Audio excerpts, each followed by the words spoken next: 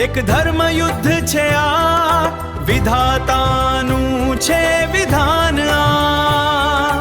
અગ્નિ પરીક્ષા છે આ યોદ્ધાઓની, ધર્મ અધર્મની આ મહાકહાની. આ છે મહાભારત, ધર્મ યુદ્ધ મહાન, ધર્મ યુદ્ધ મહાન.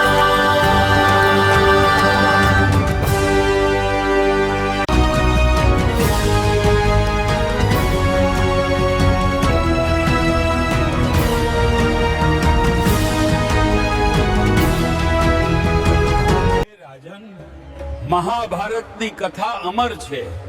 તે ધર્મ, અર્થ, કામ અને મોક્ષનો માર્ગ બતાવે છે.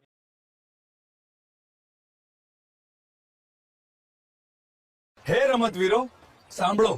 આજે મને એ કહેતા ખૂબ આનંદ થાય છે કે જે કોઈ સ્તંભ પર રાખેલા નિશાનના 3 ટુકડા એક જ તીર વડે કરશે તેને હું ઇનામ આપીશ.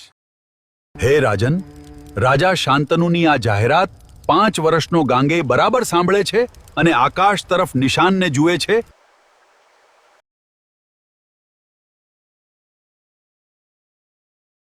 હે જન્મેજય, ઇનામ મેળવવાની ઈચ્છાથી સેનાપતિ કમર કસે છે અને બાણ છોડે છે, પરંતુ તેનું બાણ હવાથી આડું જાય છે.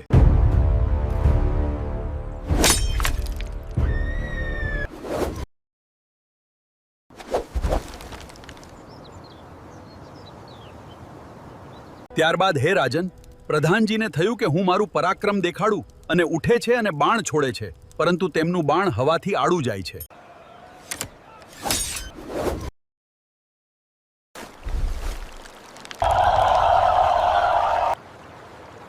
અને છેવટે પોતે હસ્તિનાપુર નરેશ શાંતનુ ભરી સભામાં ઉઠે છે અને ખોખારીને કહે છે, અરે ઓ સૈનિકો, સેનાપતિઓ, જો તમારા જેવાથી આ નિશાન તૂટે તો અમારા જેવાનો ભાવ કોણ પૂછે?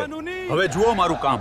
હસ્તિનાપુર નરેશ રાજા શંતનુની, હસ્તિનાપુર નરેશ રાજા શંતનુની. અને હે રાજન જન્મેજય, હસ્તિનાપુર નરેશ શાંતનુ પણ નિશાન ચૂકી જાય છે. હે રાજન, દૂર ઉભેલા 5 વર્ષના બાળક ગાંગેએ વિચાર્યું કે જો આવા મહાન મૂછવાળા પુરુષો નિશાન તોડી ન શક્યા, હવે હું મારી પરાક્રમ બતાવીશ.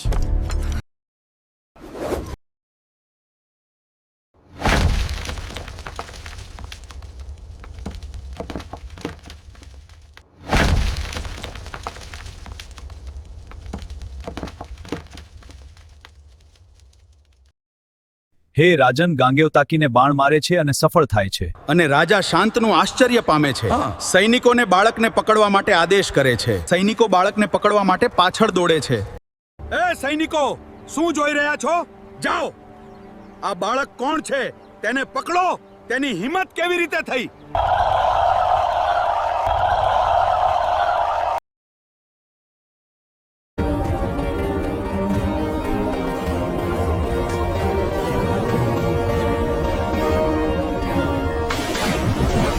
હે માતા, મેં હરીફાઈ જીતી લીધી છે અને મને પકડવા રાજાએ સૈનિકો મોકલ્યા છે.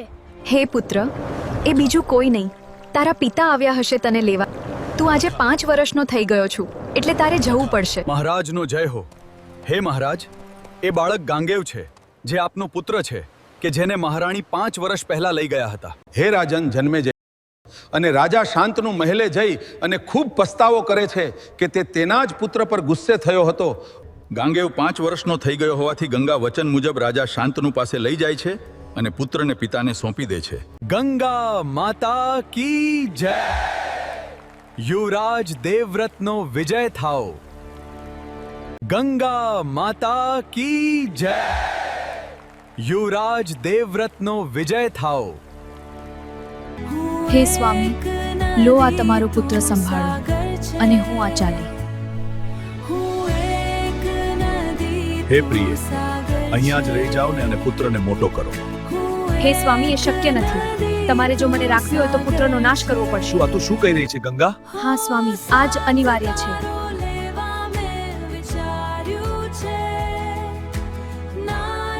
હે રાણી, તો સાંભળો, તો પછી તમે અહીંથી સુખરૂપ જઈ શકો છો. પુત્રનો નાશ નહીં થાય. અને આ રીતે હે રાજાન, ગંગા હંમેશને માટે હસ્તિનાપુર છોડીને જતા રહે છે.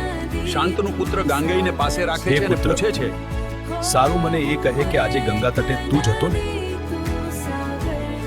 હે પિતાજી, હા, એ હું જ હતો અને એ નિશાન મેં જ તોડ્યું હતું. હે રાજન, આ બાજુ ગંગા જાય છે અને થોડી જ વારમાં ત્યાં ભગવાન પરશુરામ પધારે છે અને રાજા શાંતનું તેમનો આદર કરે છે. ભગવાન પરશુરામનો ભગવાન પરશુરામનો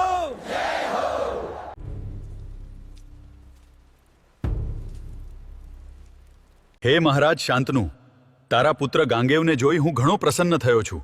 મને સોંપી દે તારા આ પુત્રને. હું એને ખૂબ જ વિદ્યા ભણાવીશ.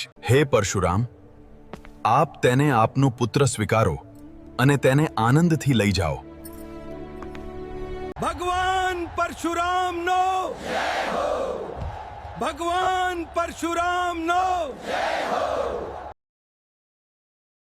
અને પરશુરામ ગાંગેવને લઈને તેમના મઠમાં જાય છે અને ભણાવી ગણાવી તૈયાર કરીને પાછા મૂકવા આવે છે.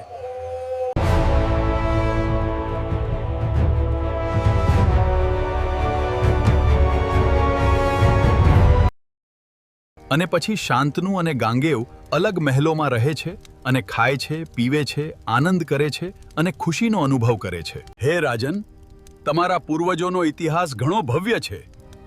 ધર્મનું પાલન કરવું એ જ ક્ષત્રિયનો સાચો ધર્મ છે. હે રાજન જન્મેજય, સાંભળો કુરુવંશના પ્રતાપી રાજા શાંતનુની કથા.